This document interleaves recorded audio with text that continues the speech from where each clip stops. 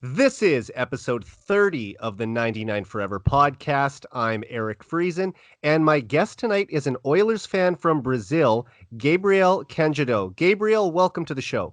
Thank you, Eric. Nice to hear you. It's my pleasure to be here and participate in the show. Yeah, I'm glad to have you on the podcast. We've been following each other on Twitter for a little while now, and I Yeah, I thought, know, I know, I noticed. I thought it was really cool to see that there are Oilers fans in Brazil. And there's not a few of them. A lot of fans from Brazil interact with me in Twitter.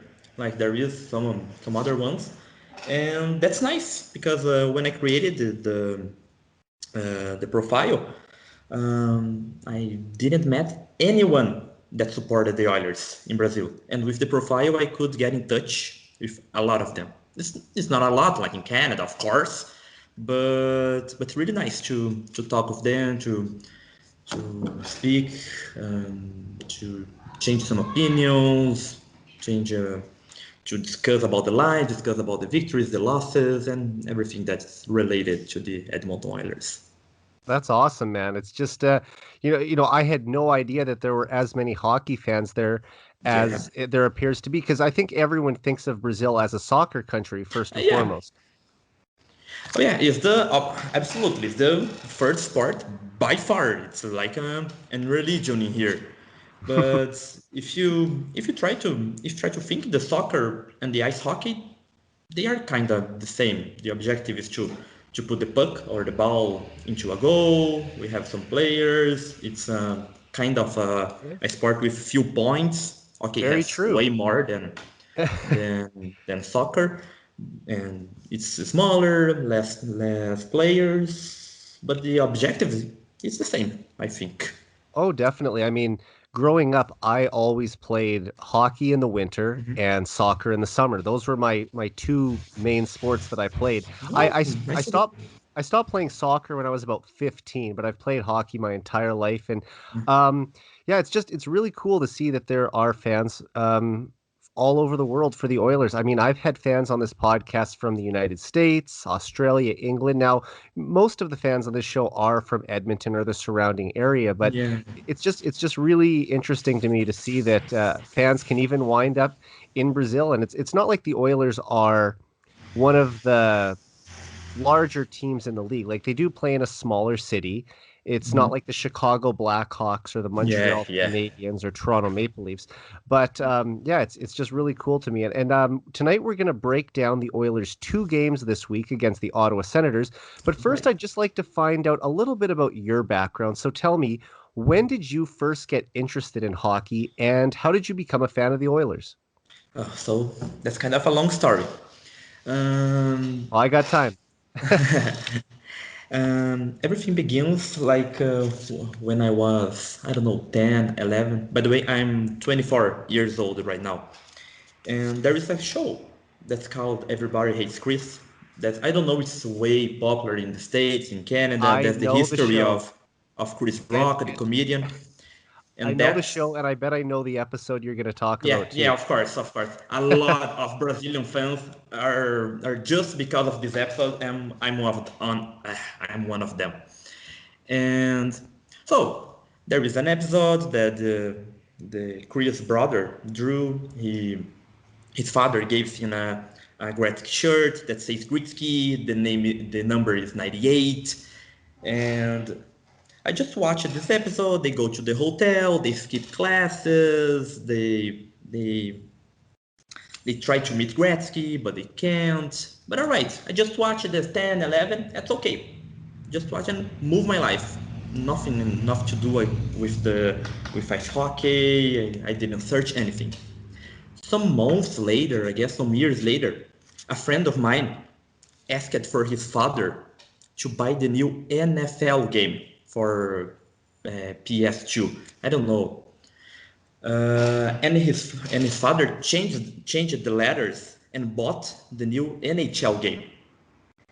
And then he just couldn't change it. He knew nothing about ice hockey, and and he kept the game. And one day he called me, like I was 12, 13, 14 years old. Oh, yeah, I have a new game. It's an alternative sport. Do you want to come here and play some NHL, play that game in video game? Yeah, all right, I can see. Like, I don't know anything, but all right. And when I started playing, I saw, oh my God, it was, I started to discover the sport. It was hits, it was fights, it's so fast. Everybody skating with ice. And I was like a child, my eyes like were shining to see it, to see that sport exists, that fights are allowed, a lot of hits, so different from soccer, but it's the same. And when I was choosing the team, the only one that I recognized was the Oilers because of the episode from Everybody Hates Chris. And then I saw the sport, that I started to doing some research, and then I did some research about the Oilers. That was the only one that I could remember. And then I saw the history of Gretzky, Yari Curie, Messier, Grant Fuhr, and then one thing led to another. 10 years later, I have a profile about to talk only about this team. That's awesome, man. And I got to tell you, Chris Rock is one of my favorite comedians. Oh yeah, he's And awesome. and I loved that show too. You know what, I just quickly looked it up here, and that episode you're talking about came out in March of 2008.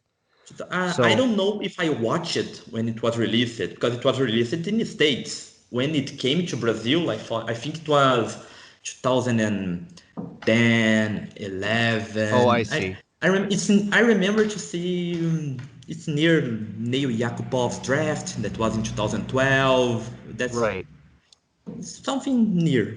That's interesting though, and I got to tell you, one of my favorite things about doing this podcast is just talking to Oilers fans and finding out how they became fans of the team. Hmm. And that is one of the most interesting stories I have ever heard of how someone became an No. Oilers fan. Uh, And to think that it was from a television show, and I'll tell you, anytime I see Oilers stuff anywhere, I mean, I love it, especially outside of mhm. the normal places where you would see it on television. So to see an Oilers jersey on an American sitcom, Yeah. that was one of my coolest experiences watching that show anyway. And like I said, I was a big fan of the show as well when it Yeah. aired. But yeah, no, I think that's awesome, man. And just you mentioned some of the Oilers legends a minute ago. Obviously, my hero is Wayne Gretzky, as you can probably tell by the name of this podcast. Who are some of your favorite Oilers players? Well, of course, I have to talk about Wayne too. Of course, the great one, the 99. Uh, there is no one I think that will ever come close to what he was, to his numbers, his statistics. That's like amazes me even today. That how one human being could do everything that he did.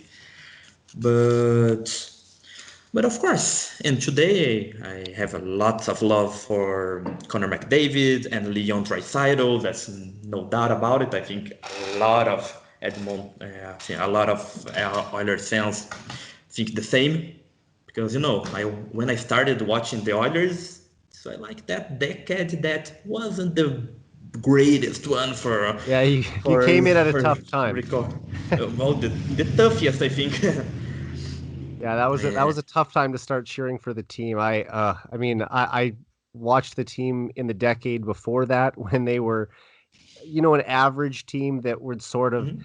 be competing for a playoff spot and would either be in or out every year. And then obviously they made it to the Stanley Cup final in 2006. And then Yeah, yeah. for the next That's decade, it was really rough. yeah. I didn't watch it, of course, the 2006 Stanley Cup final, but I don't know if it was for the best. I don't know if I want to talk about that specific series. Still hurts 15 years It, later. it still hurts me that I know what would happen. I watched the replay and I still think, oh my god, if I watch this live, it would be nice. Yeah. Especially the game one. I don't want to talk about it.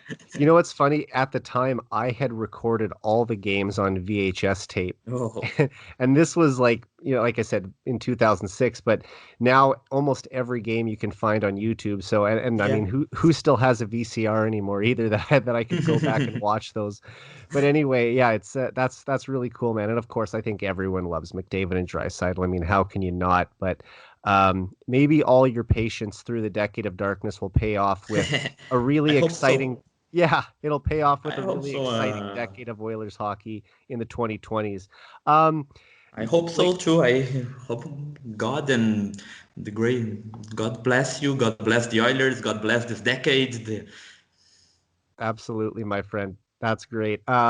So we talked a little bit about the 2006 Stanley Cup there. Those are some of my best memories of watching hockey in my entire life. What are your best memories of watching the Oilers? One that I remember vividly. I watched it today before the podcast. Every time that I'm under the mood, that I'm kind of sad, I put this video.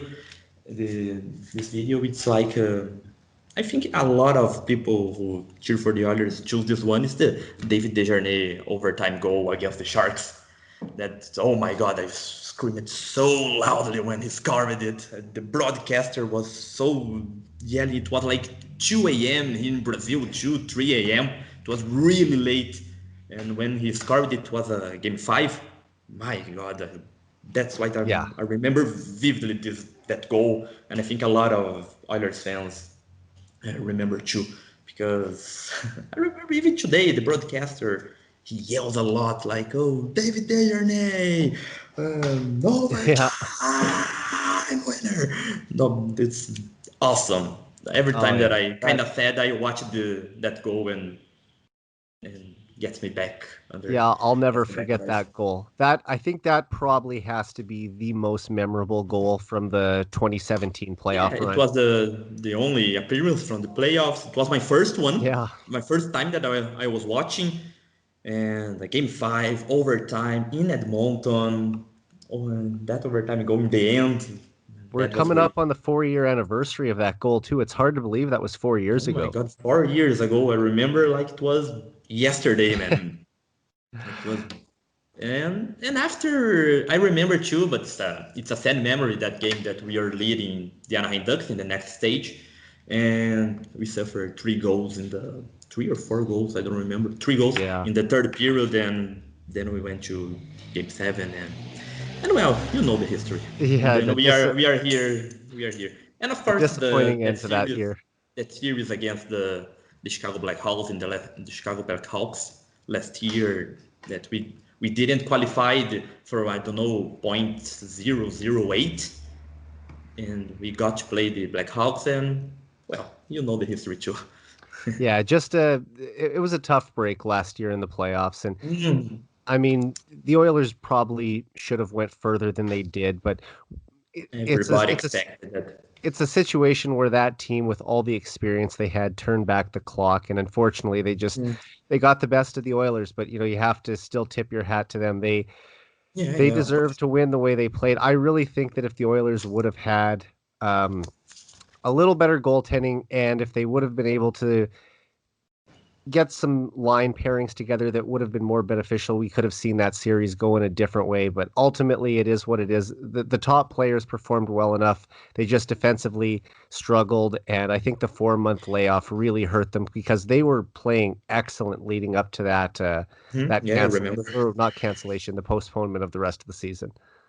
Yeah, and the goaltending and the defense is something that I talk about it since I started the profile, and I talk even today. That's like Right. today it's better. Like I really like how we're playing. Mike Smith is like surprising everyone with how he is producing. But of course, the defense and the goaltending is the major problem of the Edmonton Oilers from some time because the offensive part is like David, Draisaitl. Right now have Pulujärvi, Yamamoto. That's like younger ones that are performing well too. It's going great. It's going really good. Yeah. And I mean, even though the Oilers didn't technically make the playoffs last year, they still Mhm. finished second place in the division. And like I said, they lost the qualifying run, but we all know they were a good regular season team last year. Yeah, yeah, They're, yeah. they're a good regular season team again this year. So the goal will obviously be to have a longer playoff run. And we're going to talk about that in a couple minutes. But first, I just want to finish up my last question for you. Uh, Perfect. do you hope to visit Canada in the future and attend some Oilers games? No, of course, it's a dream. It's in my plans. It's the if I could be, it's the next country that I want, and it's my dream since I was, I don't know, 15, 14, 16 years that to watch some Oilers game live at the Rexall place. It was the place before, and right now in the Rogers place. A lot of people like send me some photos, Brazilian ones that went to Edmonton, went to watch some Oilers game, and then was, oh my God, that's so awesome! It's even prettier than I thought. It's even cooler than I think it would be. And I wish I could know some of the Canadian ones, the Edmonton ones that are always interacting with me on Twitter and chat with them, grab some Oilers game with them, grab some beverage, and spoke a little bit about the Oilers and of course know the city, know the For sure. stadium, know the team, know everybody, and visit Canada sometime. But right now it's kind of difficult It's for difficult. a lot of reasons. There is one Well, specific, but I once we wish. once we get over this pandemic, maybe you can make a trip out here. Let me know when you're coming to Edmonton. I'll try and meet you for a game, maybe. No, of course, of course. I'll let everyone knows that I'm in Edmonton. Because I'll be just by myself in there, would know any single person. The nearest person that I knew would be, I don't know, 10,000 kilometers from here, Yeah. from The, the from good me. thing But is the Oilers have a great fan community, and I'm sure they would welcome you with open arms. But all right, let's now jump into the two games. And like I said, it was great to just find out a little more about you as well. no, So thank you for sharing all that, Gabriel. And like I said, we're going to talk about the Oilers' two games against the Senators now this week. yeah, of We'll course, it start. was my pleasure, Eric. It was my pleasure to be able to tell the history. You were the first one that came to me that gave me a chance to talk some about the profile, about my history, to chat about the Brazilian fan base here. Yeah, it's my pleasure, man. You're great to talk to so far, and Thank you. You we too. and we still have a lot more to chat about. So, like I said, now we'll actually dive in to Of the course. actual games.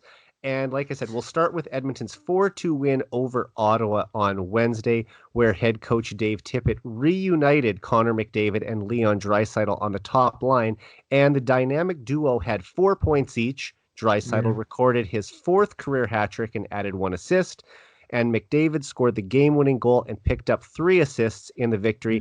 Yeah. And they really were the difference in this game. Gabriel, McDavid and Draisaitl have dominated the Senators all season long, so I understand why Tippett chose to have them back on the same line this week. I mean, how much fun do you have watching these guys play every game? And do you think they should play together, or would you prefer to see them driving their own lines? Well, of course, it is.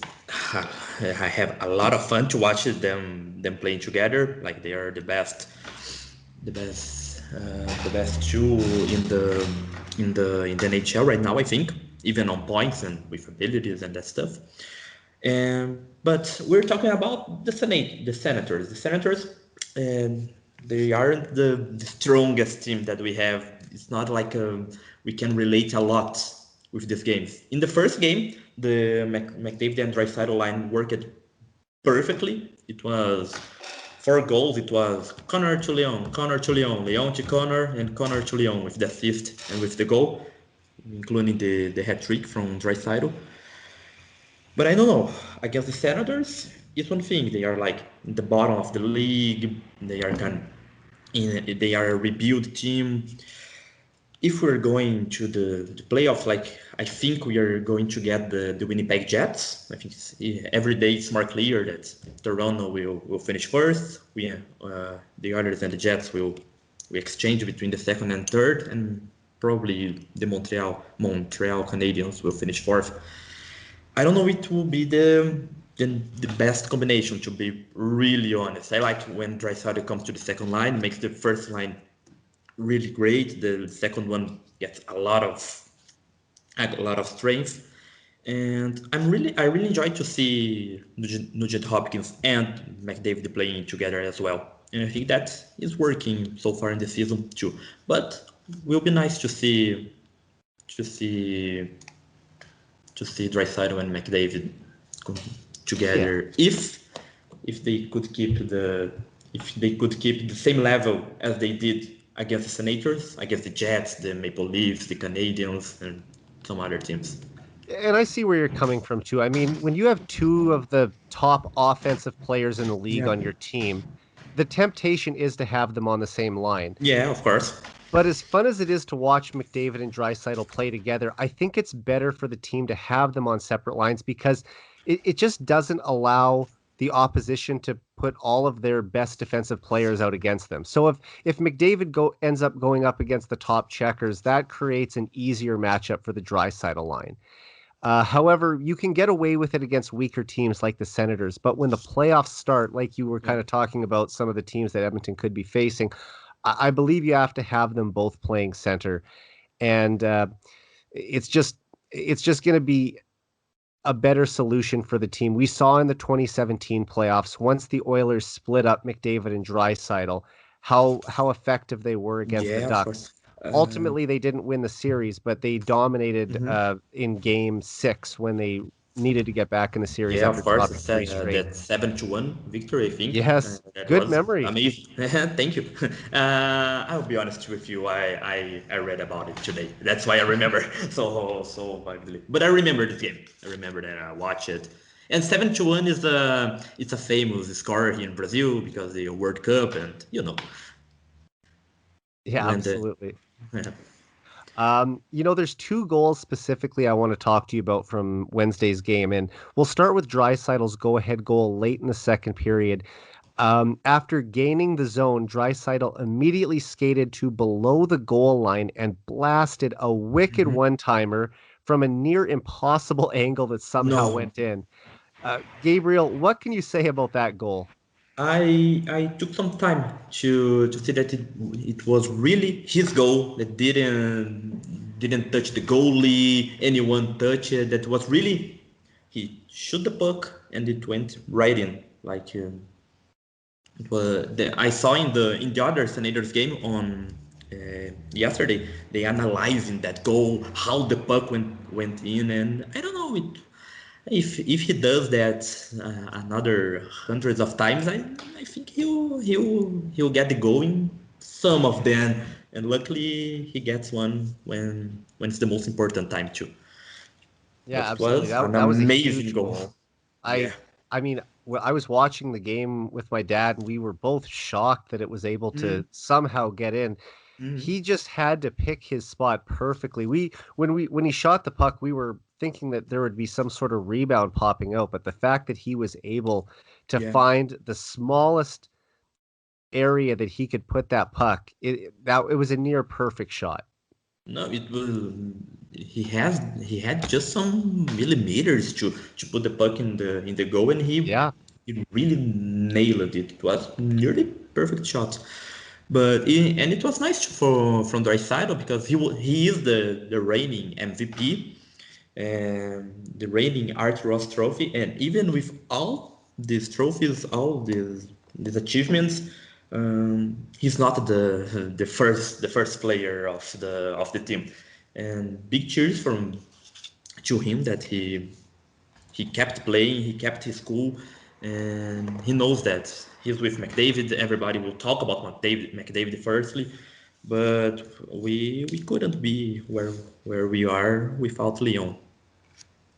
Oh, definitely. I mean, he's such a huge part of this team. And Of course. to win a Stanley Cup, I really think you need to have two Yeah. elite level players to sort of take your team on a deep playoff run. And the Oilers have that. Filling in the rest of the roster and getting good goaltending, these are other things that they're going to need along the way, but they have their foundation, which is the Yeah. hardest thing to acquire. So, and the fact that both these guys are coming into their prime years now, this is the window to really start competing for multiple Stanley Cups over the next few years.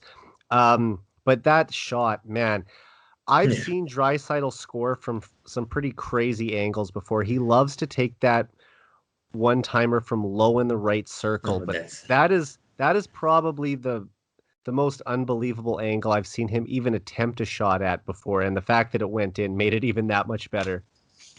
yeah. Like I said, it took some time to see that it was really his goal. To didn't touch the goalie or anyone else. And when I saw that he took the shot, I was like, oh my god, dumb shot. Never that it will go in. And then I just hear the horn sounding and the team celebrating, and that impossible shot actually went in. Yeah, it was fantastic. I want to focus on McDavid's goal now. So he collected his fourth 4-point game of the season on Wednesday, but more impressively, he tied Bobby Orr as the fourth Yeah. fastest player in NHL history to reach 350 career assists. And with about 6 minutes left in the third period, McDavid just drove hard to the net and roofed the puck for a highlight reel goal after the Oilers had controlled the puck in the Senators zone for about I want to say almost 2 minutes. Yeah. Gabriel, did you get the feeling that the Oilers were about to score on that shift? And do you ever get amazed at the goals that McDavid scores, or are you just used to them by now? No, of course. Every time you can blink, and McDavid will be at 50 kilometers an hour with the puck, and if you blink again, the puck is in the net. His his speed is awesome. I don't know how he does it. I've never skated in my life. I've never seen snow in my life. I think that is really, really, really difficult to achieve that speed, that control of the puck, and doing everything that he does so fast. His IQ of the game is, my God, it's awesome. And he tied just with Bob Orr. That's some a really, really great player, historical one, classical one. Like we are really watching the history being written. We are witnessing the Oh, history being written again. I think it's the best lineup I couldn't have said since it I don't better, know. man. I mean, look, those two players, they both had the ability to take the puck end to end and score some incredible goals. And the fact that Bobby Orr is also Connor McDavid's agent makes it even Yeah, more interesting. And after the game, I actually found out that McDavid and Draisaitl were the first Oilers teammates to score 20 goals through 40 games in back-to-back seasons since Wayne Gretzky, Yari Curry, and Glenn Anderson in 1986, 87, and 87, 88. So it's pretty impressive anytime you can be mentioned in the same sentence as a few Hall of yeah, Famers, yeah, especially the great one. yeah. That's a good sign. You know what happened in those years too, Yes, and absolutely. but every time, every day, I go into Twitter and I see some other record that the artists are tying the Gretzky artists from the 80s, or the artists that won 5 Stanley Cups. Every time there is a new record about McDavid and Draisaitl and the whole team as well, and that's great. That's Oh great. yeah, Uh, these in two guys are the the best players the Oilers have had since Wayne Gretzky and Mark Yeah, Messier. of I mean, course. That's we're why. we're looking at our generation's version of those two players. Now they might not be as good as Gretzky and Messier were in their prime. And here's Yeah. the thing: Connor McDavid, I think, could still eclipse Mark Messier's scoring. Although he was more than just a scorer, he was a physical presence too.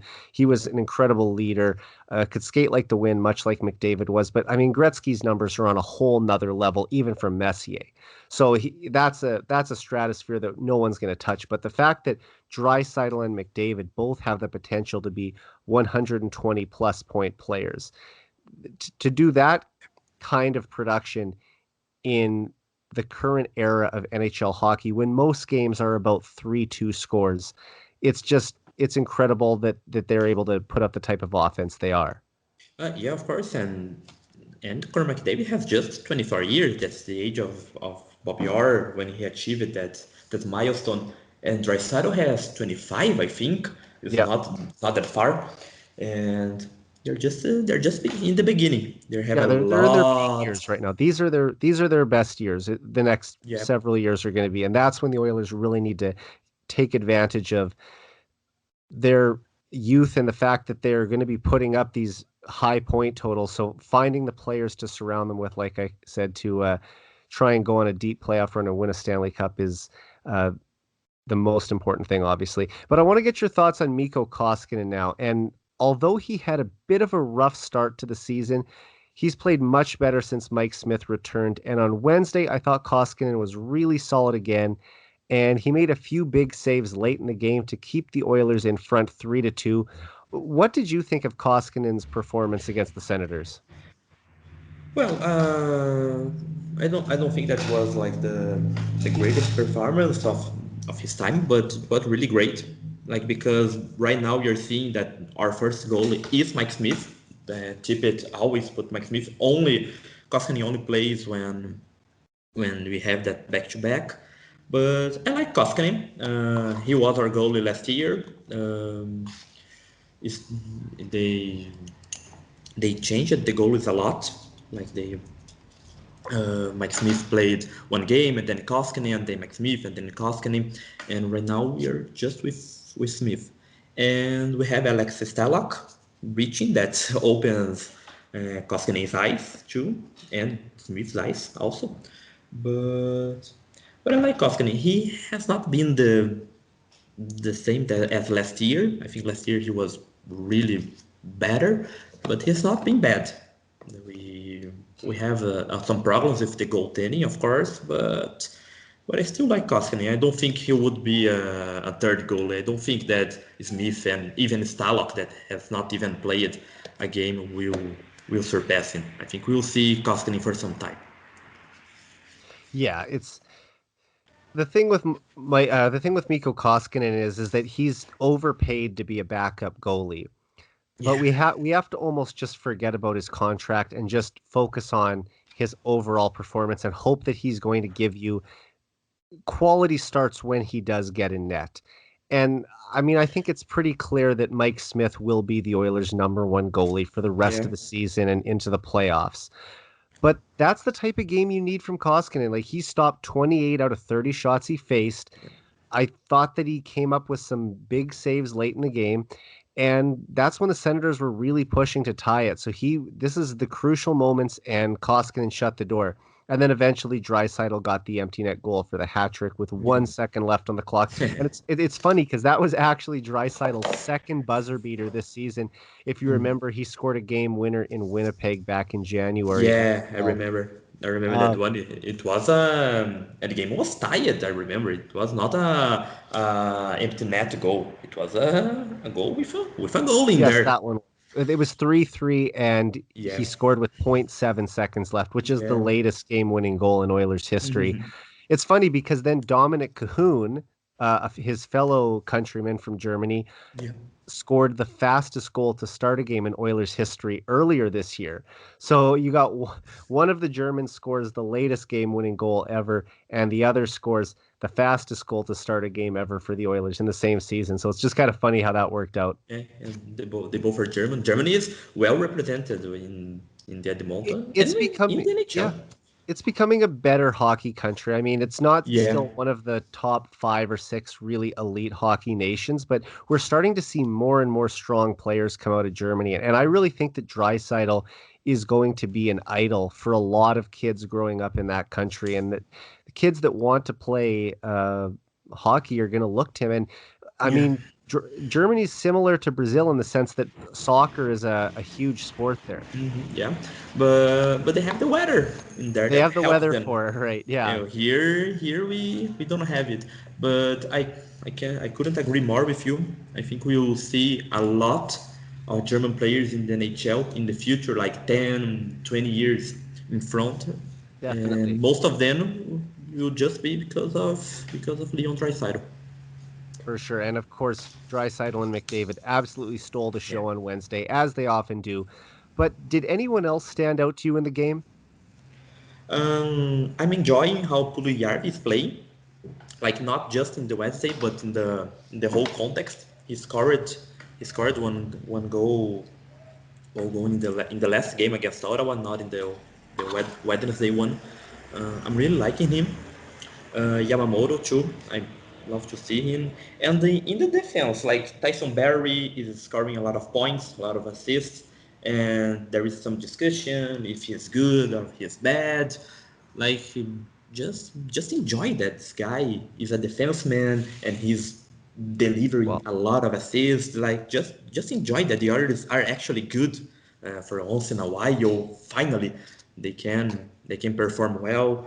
And of course, Darnell Nurse is playing good too. Like the defense in the beginning of the season was kind of tough to watch, but right now I think it's better. oh yeah, they're definitely improving. And when you've got Darnell Nurse back there, he's having a Norris caliber season. And the fact that he isn't just producing offensively, but his defensive game hasn't suffered at all. That's just been so impressive. And they needed that because with the Oilers not having Clefbaum for the entire season, Yeah. there were some big question marks on the left side. They were wondering, how much is Chris Russell going to play? Is Caleb Jones going to be ready to step up? And, he's had a bit of a shaky sophomore season, but last night he looked really good as well. And I mean, just going back to Wednesday's game, for me, it would be Devon Shore and Jujhar Oh, Khaira who stood out outside of the top stars. I thought they were both really defensively solid and helped out on the penalty kill. They also both had some chances to score. So if I had to single out two guys, it would be Shore and Khaira, who had quietly good games, and that's the kind of things you like to see from your bottom six guys. oh yeah, of course. I was saving the comments about the fourth line to the first game, to yesterday's game. But of course, Devin Shore and Jujhar Khaira, they are really performing well. The fourth line is a strong line. Doesn't like appear in the lot of scoreboards because that's why they are the fourth line. But it's playing really good. I like Josh Archibald too. Like Yep. he played really great. The other one from the fourth line. And I really enjoy to see that all the lines are working in the bottom ones, the bottom six. It's really great to see. Definitely. All right, let's move on to Thursday's rematch in Ottawa now. And the Oilers made history last night by sweeping the 9-game season series against the Senators. And with the victory, the Oilers became the first NHL team to beat a single opponent 9 consecutive times in one season since 1955-56. Now, in a normal season with a 31-team league, you can only play a team a maximum of 5 times. Yeah. However, due to the all-divisional play this year, the Oilers are playing the rest of the Canadian clubs 9 and 10 times each. And despite the Sens being the weakest team in the division, the Oilers are still the only team that was able to go undefeated against them all season long. But last night's game was definitely the Senators' best. I thought Yeah. that out of all the games against Edmonton, that was the one where they had the greatest chance to win. And I really thought they outplayed the Oilers for most of the game. But Mike Smith was terrific in goal again, and Edmonton got some secondary scoring to secure the victory. So it was the depth guys who really chipped in. I know McDavid did have a primary assist on Yamamoto's goal to start the game, but really the fact that they were able to kind of grind that one out on the road was really impressive. Gabriel, did you think the Oilers' winning streak against the Senators was going to end last night? Yeah. For a moment, I have to be honest, and I thought that we would not sweep the Senators. It was the really, really, really tough game. Um, Not just against the Senators, with all the season, it was a tough game. The first period was all Senators, and we kind of found a goal with the in the second period with the Yamamoto one, and I have to say that Alex Chason, he didn't get an assist, but his importance with this goal was it was He great. screened the It was goalie. a I lot. actually Yeah, thought he was going to get an assist at first. It looked yeah, like it might have went off his stick, but when they reviewed it, the goalie had just made the save, and then the puck was sitting there for Yamamoto. yeah. But it was on the power play. I Hmm. thought in the others just had the greatest chance on the power play. Like the Senators were outplayed a lot the others. And then Brown tied it, and I really thought that the Senators would prevail. But then Shore put us in front ahead. Later in the game, in the third period, the others kind of tied up with the Senators. Like didn't outplay them, but it was um, it was the same level between the Yeah. two teams. And then Puliarvi scored on the empty net, and then we could complete the sweep. But I really thought that we would lose that game. Yeah, it didn't look good for them in the first period. Ottawa Yeah. was really taking it to Edmonton. And I think when the game was about halfway through, the Oilers still only had 7 or 8 shots on goal. Yeah, So yeah, I they remember. they really needed to get their play going. And eventually they did get a power play after killing off 2 Ottawa penalties where uh, the, the Senators only had 1 shot or no shots on one power play and 1 shot on Yeah, the other. And then, of course, Kyler Yamamoto taps in a rebound to break an 11-game goalless drought. So I yeah, was so happy for finally. him to finally get one because he's had a bit of a tough stretch here. And sometimes you have to just get a lucky break like that. And uh, Ryan Nugent Hopkins, as we know, was not available Yeah. for last night's game, and he isn't going to play against the Flames tomorrow night either. But hopefully, Ken Holland said in his press availability today that he'll be back next week when they play, I think, Winnipeg next Saturday. So Yeah, he'll have some time to rest. If there's any benefit to 2 games against the Canucks getting postponed next week, it's that the players on the Oilers who are a little banged up right now will have some time to heal and get ready, especially as we get closer and closer to the playoffs. But like I said, a chance for Yamamoto to play on the power play because Nugent Hopkins was out and he gets a goal. And then, of course, like you said, Devon Shore with a big tip, Caleb Jones getting the assist. Really happy to see those guys chipping in. Every once in a while, you need to get a goal from your bottom six. The Oilers don't get yeah. that nearly enough. Their depth players are doing better than in some previous years, but still, it's nice to take a little bit of the burden off McDavid and Draisaitl to Of course. win the game every night, and that was a case where they were able to do that. And then, of course, like you said, Jesse Puljujärvi getting uh, the dagger goal to seal it with just under 10 seconds left in the game. He's been playing some excellent hockey too. I really like the way he's been playing with McDavid. He gets up in the play fast. He's making better plays with the puck. He's really good at retrieving pucks in the corner too, and just Yeah, yeah. as he grows into his body and grows into his game, actually, overall, I think that the Oilers have a talented power forward there. He just needs to put all the tools he has together, but the ability is there. And finally, happy to see him get his 9th goal of the year, too. Who would have thought that Jesse would be at 9 goals through 40 games Yeah. played? He's basically on pace for an 18-goal season. And I think that's kind of what we should be expecting next year if they play a full 82 games, that Jesse could get close to 20 goals. No, Jesse has become an important part of the team, of course. I like to see him on the first line with McDavid and Nugent Hopkins normally, but like I said, the beginning of the game against the Senators, the others were pretty bad, and they were playing with Draisaitl and McDavid together Well, in the line. In the first game, that worked pretty well, but the second one, just one day later, that didn't perform. And that can happen against the Senators. It's a regular season. We have a lot of games, but in the playoffs, I don't know. I don't trust that line together, as we're talking about it okay. for some time ago.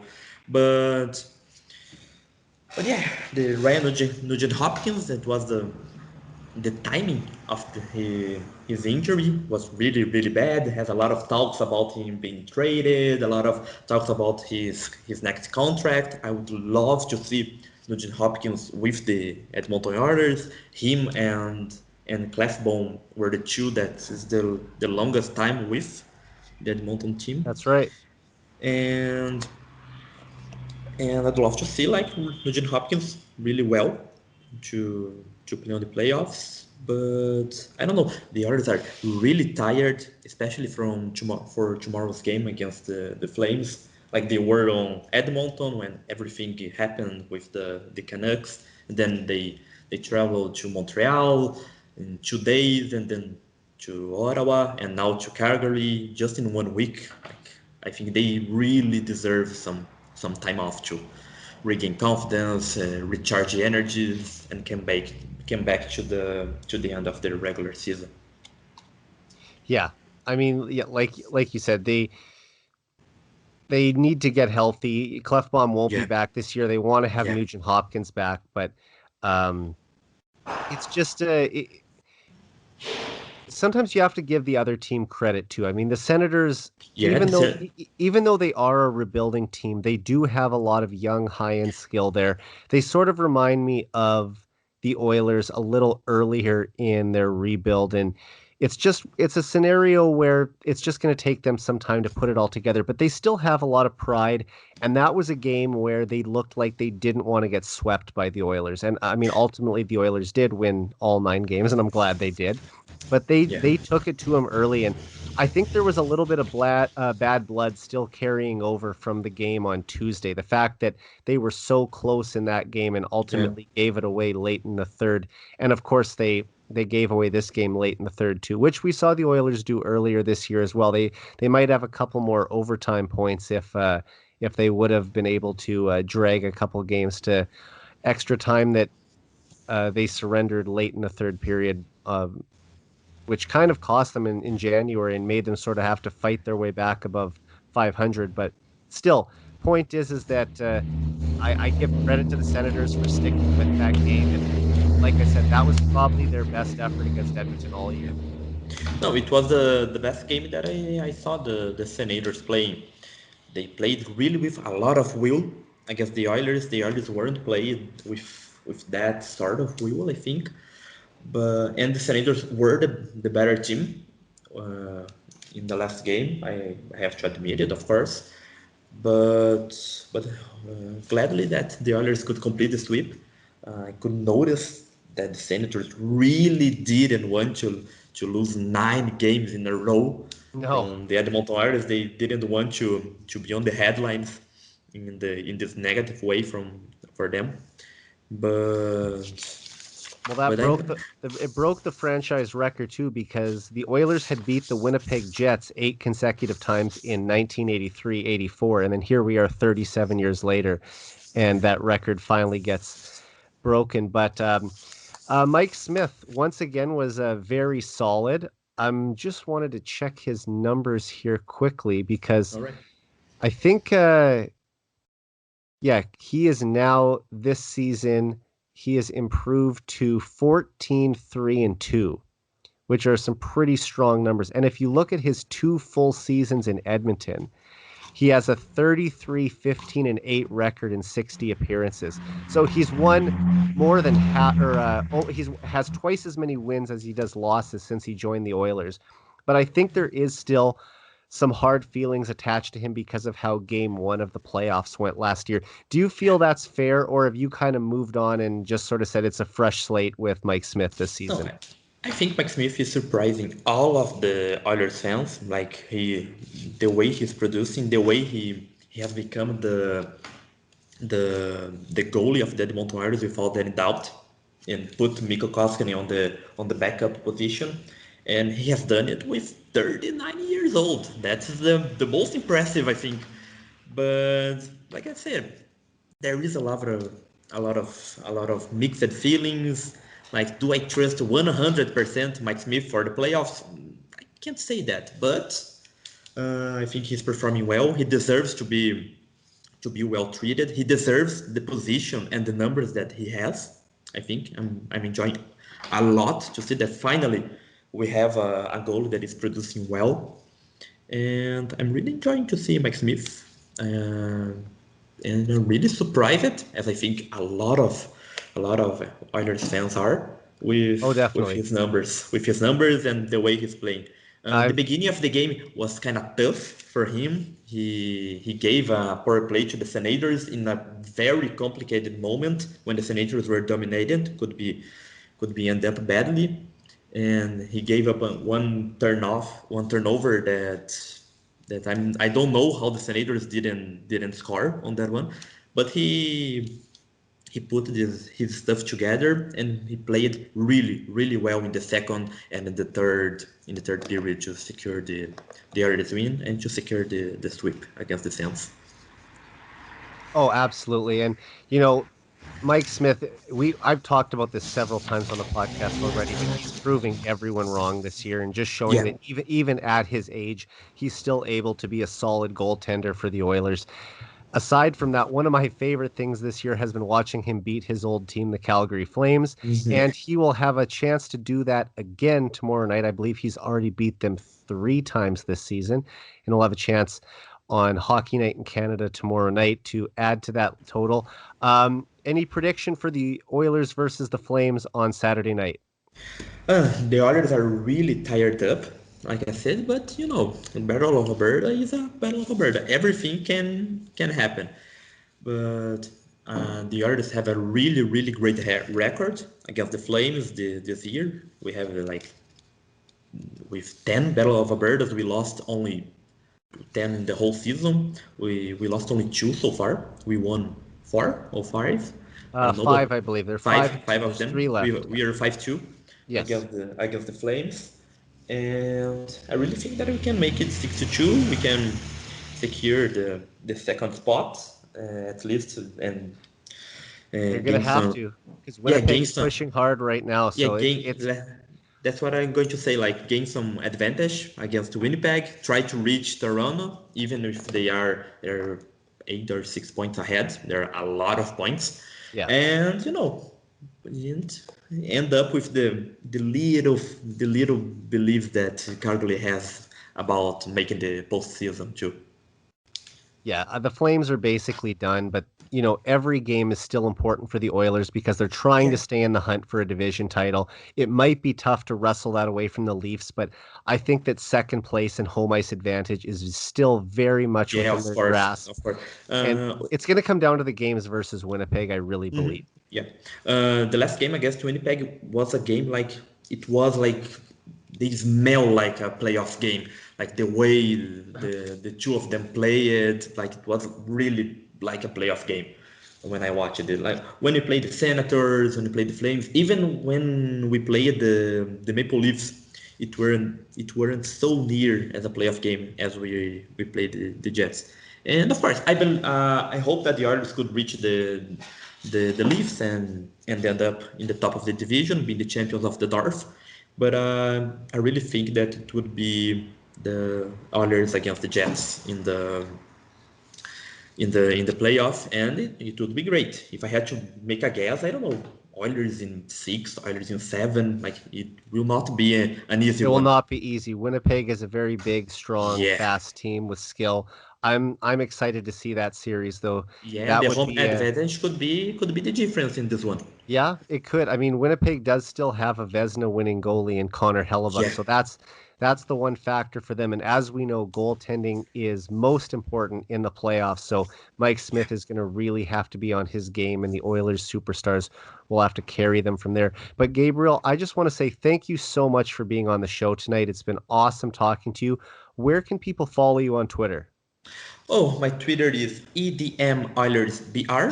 We can play just oil. You can put just Oilers Brazil on Twitter. Then you will follow me, and I hope I can know a lot of other fans to talk with, to comment about the Oilers. I have a lot of Brazilian ones. Like I wanna say a huge hug from Diego. That's a huge, really huge Oilers fan here from Brazil. A lot of a lot of NHL accounts with a lot of teams has an NHL Brazil account.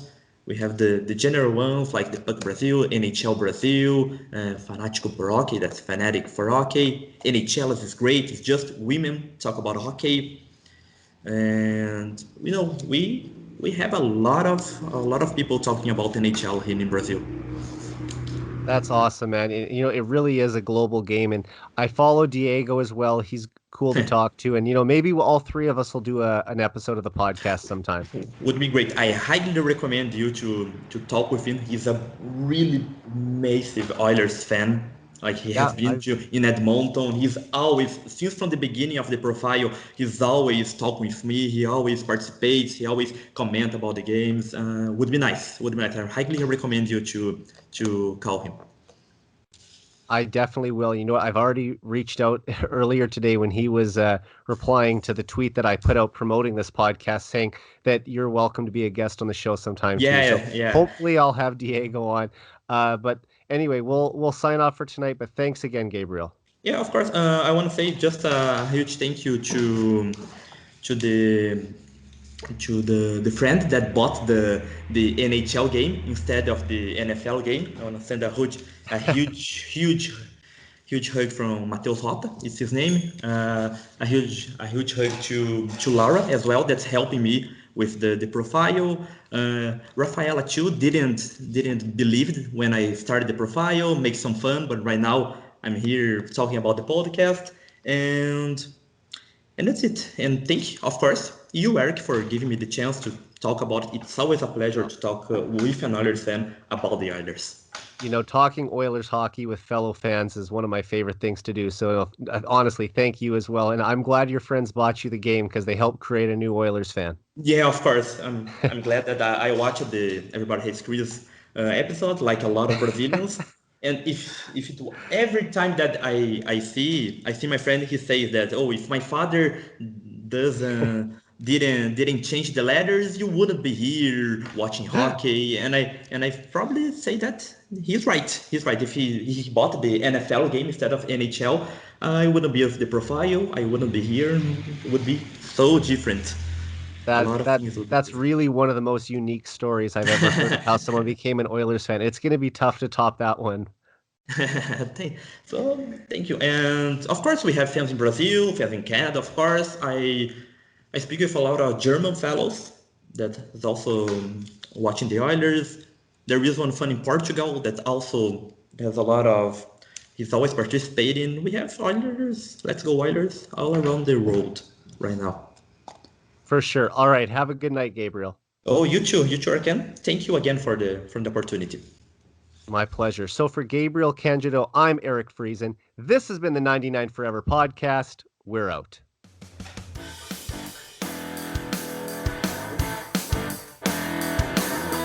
Oilers Live Podcast.